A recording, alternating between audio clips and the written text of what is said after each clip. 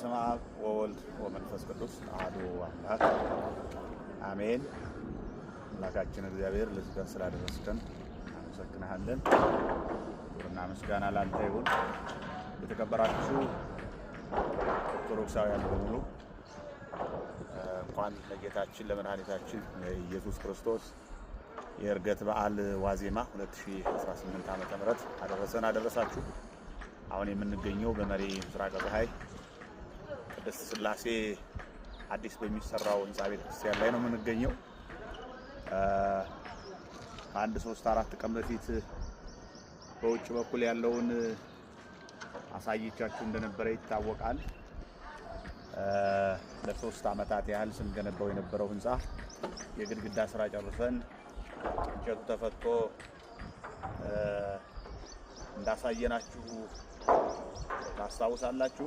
አሁን ደግሞ የምንገኘው በውስጥ በኩል ያለው እንጨት ሙሉ በሙሉ ተፈቶ እንደምታዩት ብረቱ ኮለኖቹ ወደ ጣራው ለመገስገስ መንገድ እያቀኑ የምታዩበት ሁኔታ ነው ያለው።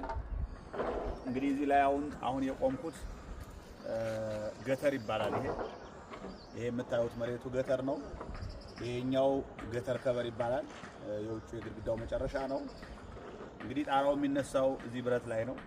እዚህ ብረት ላይ ተነስቶ ይሄ ግድግዳ ነው። መሪዎቹ እነዚህ ኮለኖች ናቸው። በቀጥታ አሁን ከታች የፎርም ወርክ ስራ ለመስራት እንደምታዩቸው ሰራተኞቹ እንጨቱን እያመቻቹ ነው የሚገኙት። በቀደም እንደነገርኳችሁ ወደ 8300 ረጃጅም እንጨት የሚያስፈልገው ስራ እንግዲህ አሁን እየተጀመረ ነው። መሬት ላይ እንደምታዩት አሁን ይሄ ገተር ከበሩ የውሃ መፍሰሻ ነው። ይሄ ገተር ከበሩ እንግዲህ ከዚህ ከጣራው የሚመጣውን ውሃ ተቀብሎ እዚህ ላይ ያርፋል። በቀጥታ የሚሄደው እዚህ ላይ ነው የሚገባው ገተሩ ላይ። እነዚህ በኮለኑ ልክ 24 የውሃ መፍሰሻ ፒቪሲዎች ናቸው። በኮለኑ ልክ 24 ናቸው።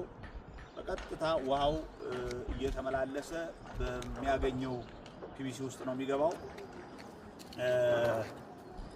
ይሄ እንግዲህ መጨረሻ ላይ ሲጠናቀቅ 2-3 ስራ አለው። ዋተር ፕሩፍ አለው። አሁን ደግሞ ዘመኑን የዋጀ የተለያየ ውሃ የሚያንሸራትት ሲስተም እንጠቀምበታለን እዚህ ላይ። እንግዲህ እዚህ ሁኔታ ላይ ነው ያለው። ከዛ በተረፈ እዚህ ጋር አንድ ፎቅ አለ።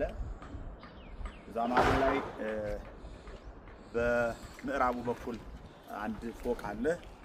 እሱን ስንደርስበት አሳያችኋለሁ። እጅግ በጣም እንግዲህ እዚህ ላይ ሆናችሁ